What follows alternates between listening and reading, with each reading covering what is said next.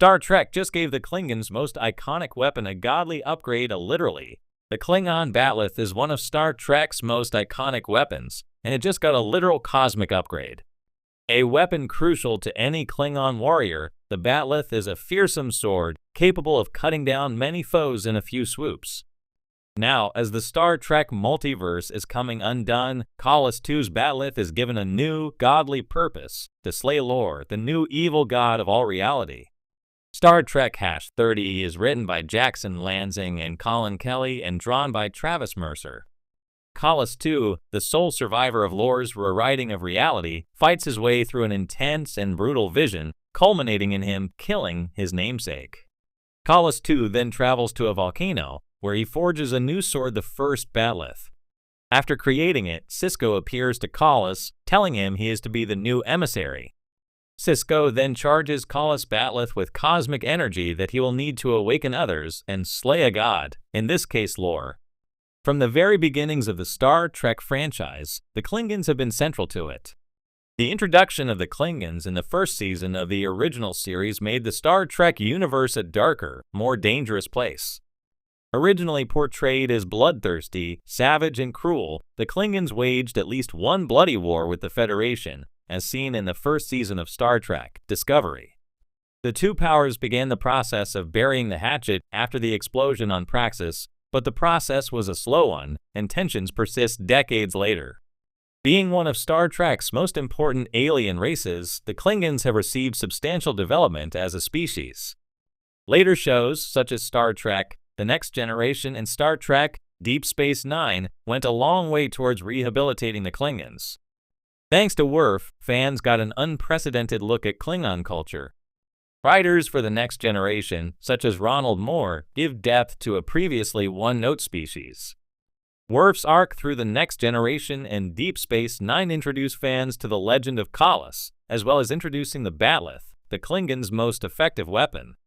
Beyond its distinctive design, the bat'leth occupies a vaunted position in Klingon culture. According to legend, Kallus forged the first bat'leth in the fires of a volcano, and then used it to slay the tyrant Molar. This led to the unification of the Klingons, who had previously warred among themselves. Also central to the Klingons is the concept of honor, and Kallus introduced this to them as well. Kallus is still highly regarded among Klingons, and even his clone was afforded a high status in the Empire. When it comes to Star Trek and iconic weapons, few match the raw, primal allure of the Klingon bat'leth, a curved, crescent-shaped blade that has become synonymous with honor, battle, and the very soul of Klingon culture. Since its introduction in Star Trek, The Next Generation, the bat'leth has sliced through countless enemies and carved out its place as a symbol of warrior pride. But in a stunning new twist, the franchise just gave this fearsome weapon a godly origin story, and potentially unlocked a new mythological tier of storytelling for the Klingons. In the latest installment of Star Trek, Prodigy Season 2, yes, the animated show targeted at younger audiences that has consistently surprised with deep lore dives, the bat'leth isn't just treated as a weapon.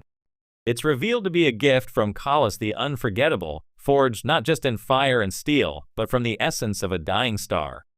This reimagined creation myth doesn't just elevate the bat'leth to legendary status, it turns it into a divine relic, forever tying Klingon identity to cosmic, almost spiritual origins. A blade forged in the heavens.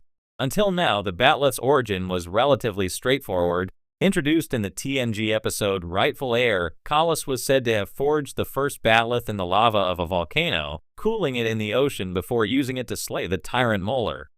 But Prodigy ups the ante in true Star Trek fashion. Through a holodeck simulation of ancient Klingon history, accessed by a curious young Klingon cadet, the audience witnesses Kallus drawing not just molten rock, but material from a collapsed neutron star. The bat'leth in this retelling was forged in celestial fire, shaped by hand, and infused with energy akin to a quantum singularity. In other words, the bat'leth has become a literal divine artifact, blessed by the gods, or perhaps forged by one. This new origin doesn't overwrite the old one. Instead, it reframes it, hinting that ancient Klingons may have interpreted cosmic events with mythological language. It aligns perfectly with Star Trek's long-running theme, the blending of science and myth, where advanced knowledge and ancient legend intertwine. A myth reborn for a new era. Why upgrade the Bat'leth's lore now? The answer likely lies in Prodigy's unique goal, introducing a new generation to Star Trek while expanding the universe's mythology for longtime fans. Reimagining the Bat'leth as a holy weapon does more than deepen the lore, it makes it timeless. For young Klingons like the new character Kren from Prodigy, this myth is more than a bedtime story. It becomes a guiding principle, a source of strength and identity. And for fans of classic Trek, this evolution pays homage to the Klingons' rich spiritual and warrior traditions while adding a modern sci-fi twist. Instead of stripping away mystery, it leans into it, redefining the Klingons not just as spacefaring warriors, but as keepers of a divine legacy. Connecting to the broader Klingon mythos, this godly upgrade also raises fascinating implications for the rest of the Klingon mythos. If the Bat'leth is forged from star stuff, crafted by Kallus in a way that now seems almost supernatural, what else in Klingon culture might have cosmic roots? Could their rituals, their death songs, even Stu Vokor, the afterlife for warriors, be tied to celestial phenomena? Star Trek has long depicted Klingons as a paradox, brutal yet spiritual, violent yet deeply bound by honor. This new Bat'leth origin fuses those sides. It's a weapon of war, but also a divine compass. A holy relic. A bridge between the mortal and the mythic. There's also the possibility that the original Bat'leth, if it still exists somewhere in the galaxy, may now be more than a ceremonial object. Could it possess unknown powers? Does it resonate with energy, call out to descendants of Kallus, or unlock hidden knowledge? We've seen Trek flirt with similar artifacts before, the Orb of Time among the Bajorans, for example, but a god-forged Klingon blade opens doors to an entire new arc of storytelling. Spiritual sci-fi at its best. What's most compelling about this revelation is how it reflects Star Trek's ongoing evolution. This isn't just about making weapons cooler. It's about elevating cultures within the galaxy to reflect the same depth and reverence given to real-world civilizations. The Klingons have always had strong parallels to Earth's ancient warrior societies, especially those like the Spartans, Mongols, and samurai.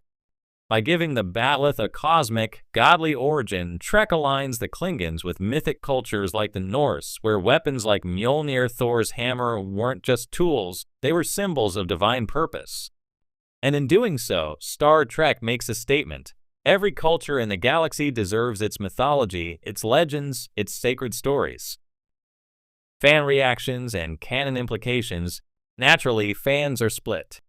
Some embrace the godly upgrade, thrilled by the added grandeur and the possibilities it opens. Others are more skeptical, preferring the grounded simplicity of the volcano-forged origin.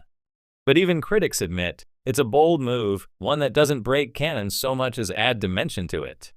And crucially, Prodigy leaves things ambiguous enough that viewers can interpret the story in multiple ways.